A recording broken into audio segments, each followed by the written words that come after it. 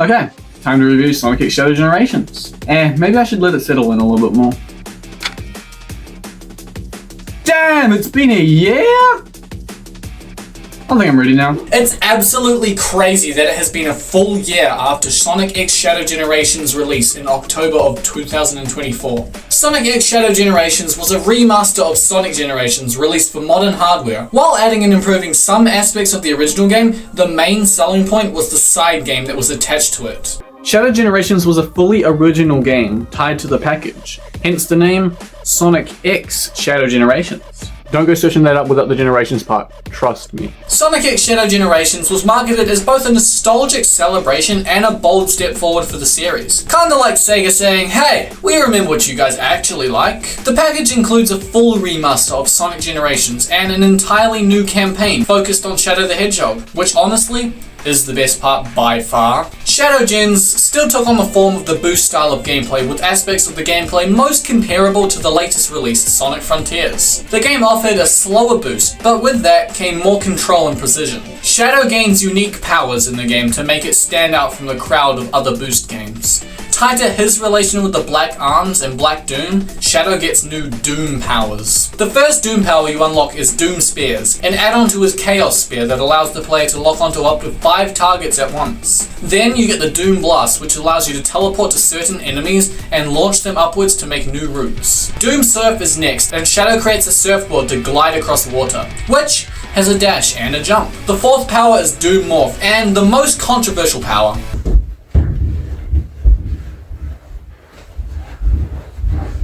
Morph allows you to move with ease across these purple goop sections, as well as Spider-Man swinging across these goop points. The last power is Doom Wing, and is Shadow's supersonic equivalent. He becomes invincible, grows wings, and he can fly across huge gaps, the only caveat being the rings as a timer. Another power Shadow has is Chaos Control. Instead of gaining boost from defeating enemies, you gain Chaos Control Meter, and when it is full, you can stop time for a limited duration, allowing for hidden routes with these Chaos Dashes, as well as making it easier to dodge obstacles. And most importantly, pausing the in-game timer, allowing for faster stage clears. These abilities offer a unique experience and really set this game apart from the previous boost titles, at least when the abilities are well utilized in the stages. The only thing I hate about the gameplay is that the game was built off Sonic Frontiers, which was built off Sonic Forces, which is built off Sonic Lost World. This leads to lots of jank, weird collisions, and overall weird momentum and occurrences. This game had the best story out of the recent games, bar pretty much none.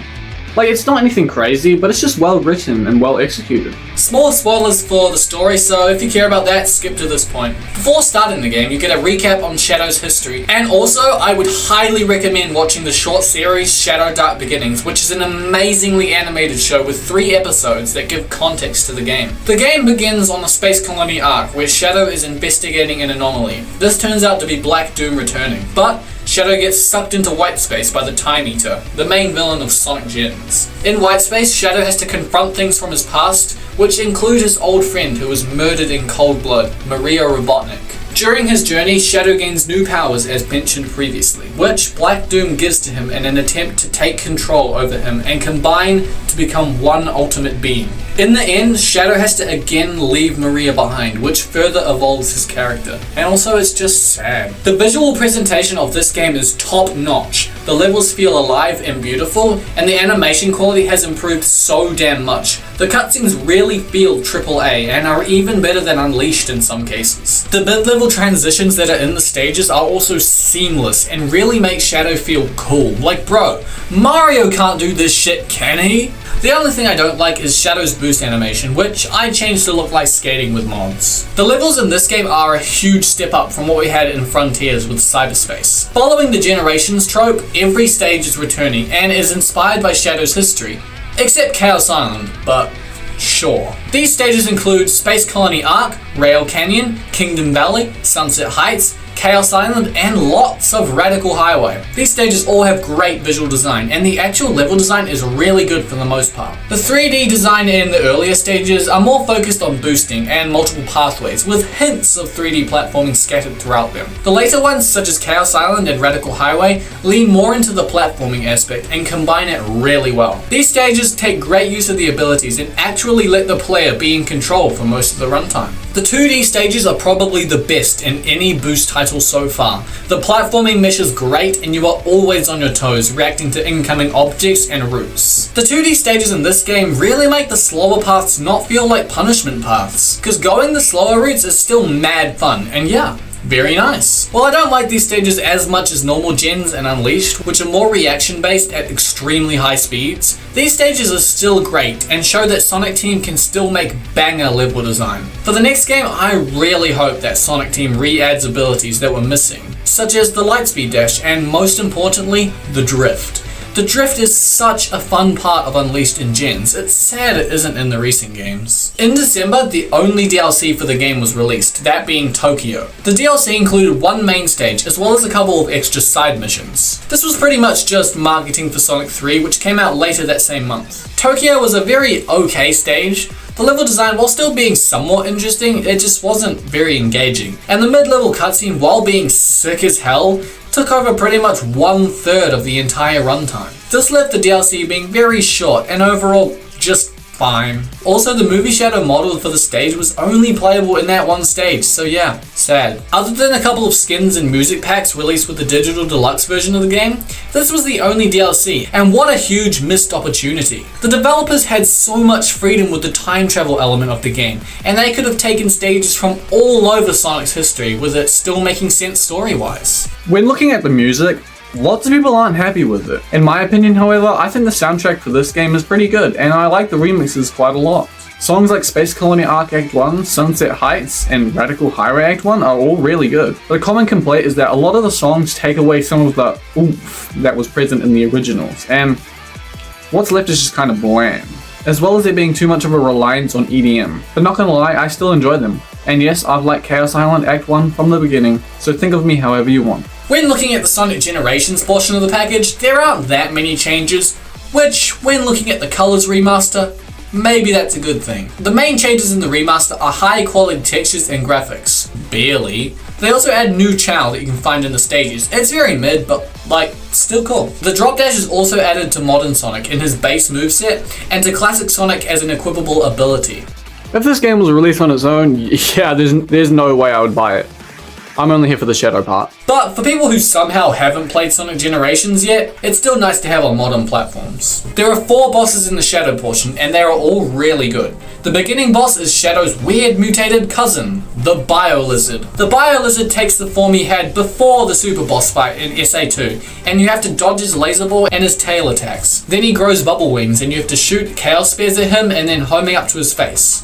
It's a good beginning boss. The next boss is Metal Overlord, which is a surfing boss where you have to dodge attacks, missiles, hit ramps to get faster, and it's overall really fun. The second phase takes place in 2D, and you have to smack missiles back up at Metal, then homing attack things back up at him. The third boss is Myphilus, and has you dodging his weird ass forms, as well as using your weird ass forms as well. You have to kill his children, kick him hard against the wall, and overall it's really good. The final boss is against Devil Doom, and it starts off with surfing, dodging lasers, hitting boulders back at him, and kicking his face.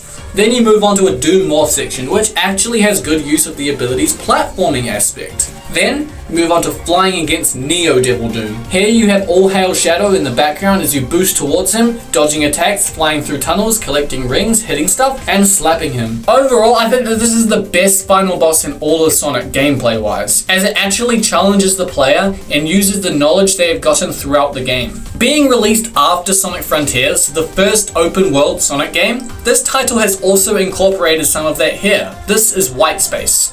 In Whitespace, you have a playground where you can find various platforming challenges, the stage hubs, boss fights, time trials, and the collectibles. In the normal stages, you can find keys which are hidden around. These keys open chests that can be found in Whitespace, which give you various rewards like artwork, music, lore, and more. Whitespace incorporates the platforming into the environment way better than Sonic Frontiers, where that just had random floating rails and platforms. In Whitespace, you can also turn on the Doom Zone, which makes everything red and makes the stages, bosses, and time trials way harder. Whitespace can be fun to just run around in, and it's a good step into making a great open zone formula. The speedrunning side of this game is quite weird this time around for multiple factors. One, Spear gliding. This game's air jag is very horrendous, and you lose pretty much all your momentum when you jump, unless you spear glide. Spamming the chaos spear while in the air allows you to keep all the momentum you had before jumping, and it allows you to skip lots of areas. Spear gliding is very simple, and kinda makes the normal platforming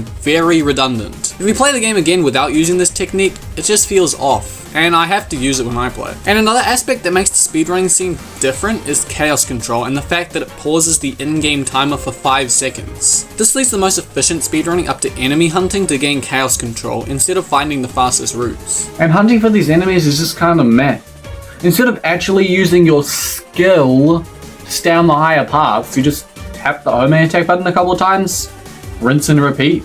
Just a quick session on mods because I do have stuff to say.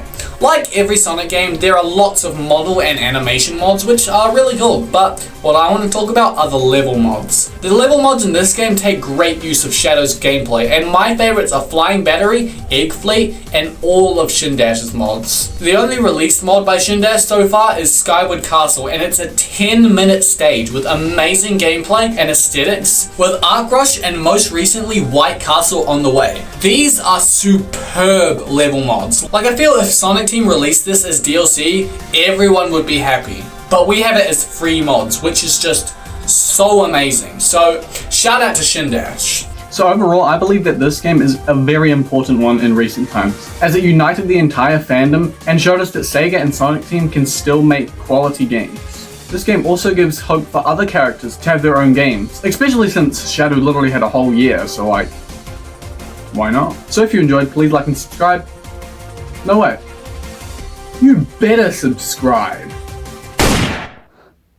Nintendo's coming after me after I insulted Mario. Gotta watch out, guys.